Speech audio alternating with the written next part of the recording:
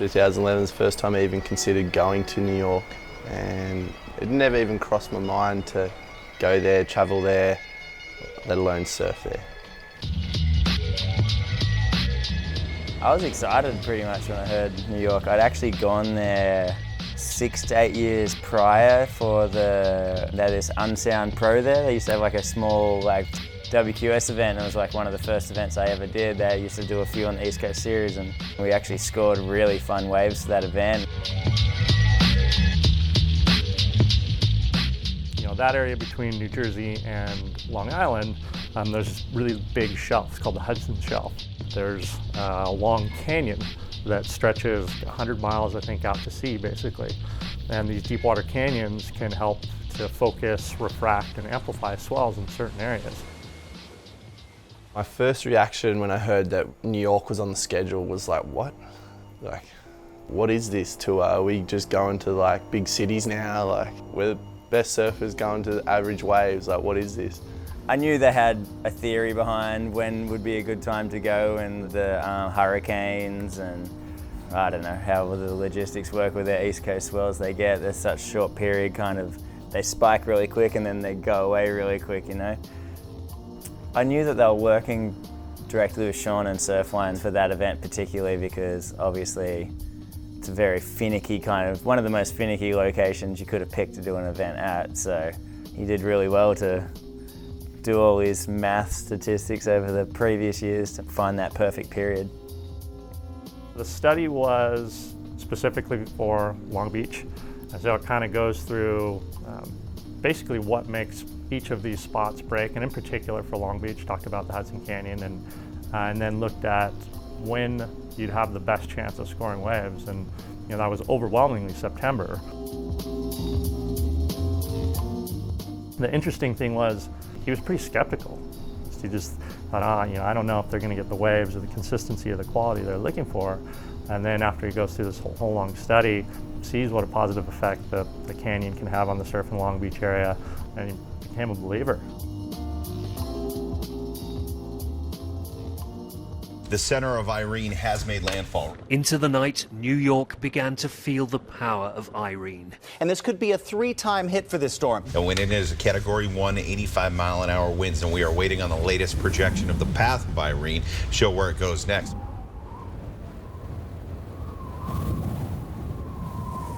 There was a huge talk up building up into this event, because there was going to be a huge festival, there was going to be all this crazy, huge infrastructure for this event. We all thought it was going to be like a US Open kind of style thing. Well, it was built out to be that kind of way, and then that hurricane hit, and there was all this word going on, they're going to cancel the event, it was going to get called off and everything like that. We didn't even know if we were going there until about maybe a week before the event actually started. Hurricane Irene had made landfall in Long Beach, Long Island area about a week prior. So while that had some negative impacts on the event, you know, they had this big US Open type circus planned with music and all that different stuff. That got canceled, unfortunately, but it also helped to really shape the sandbars. Yeah, they had to cancel the whole festival side of it, and it was just the surf event, which kind of made it really cool.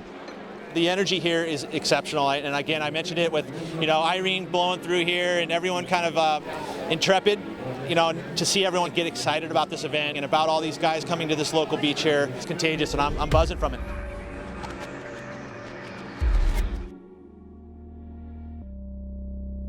Katia developed originally as a depression, kind of in late August, and then as it tracked slowly westward over the next several days, slowly intensified, and eventually as it moved over into the Western Atlantic and approached the Caribbean islands, it started to track a little more west-northwest, then northwest, and eventually more north. So that track was really good for Long Beach.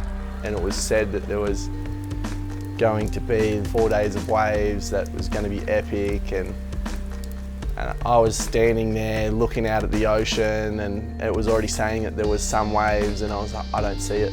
I don't see how it's going to happen. I don't believe it. I don't think this place is ever broken. And yeah, it definitely proved me wrong.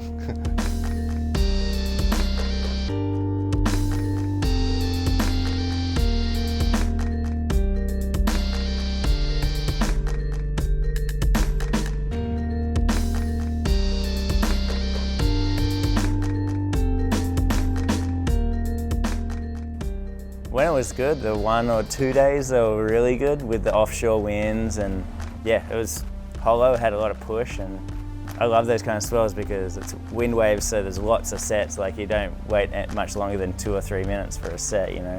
It's just heaps of waves in every heat, and there was like barrels going down, and like it was pretty insane.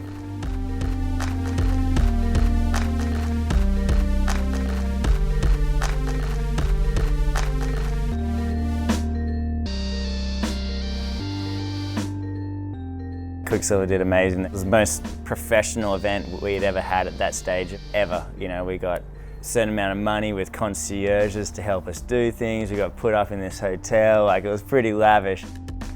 They set the precedent to where that event probably helped surfing get to where it is right now, you know, because of them pushing it so hard and going to such lengths to make us feel comfortable in that.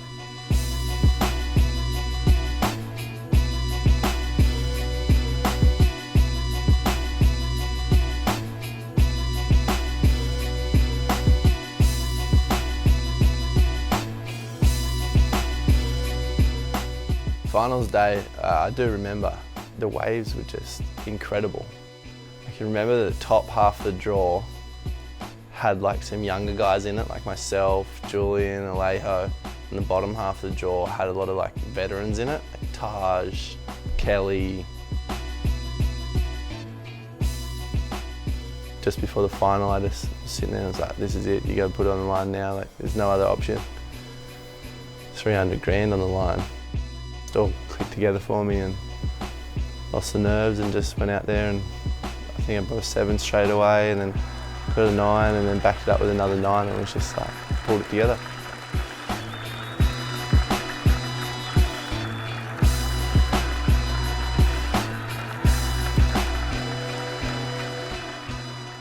Yeah, Sean was so low key, you know, like just kind of soft spoken, and I think he was really confident in his ability to do stuff like that because he put the work into it. But at the same time, he could be pretty humble about it too. Like I think the quote was, "You create your own luck," and he certainly did. And I think he couldn't guarantee that there were going to be waves, but boy, he put him in the best possible position to get good waves.